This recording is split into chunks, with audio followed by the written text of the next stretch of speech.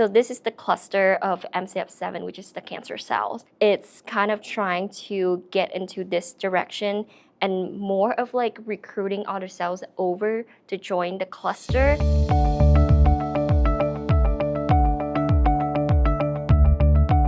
Our main goal is to try to understanding the differences, the main idea of the cell motility. From this, other people could have some way to kind of stop or slower the rapid motility of the cancer cell. So that way, it could reducing the rate of the cancer spreading. I first started with a math major, and then I'm kind of migrating myself into the biology major.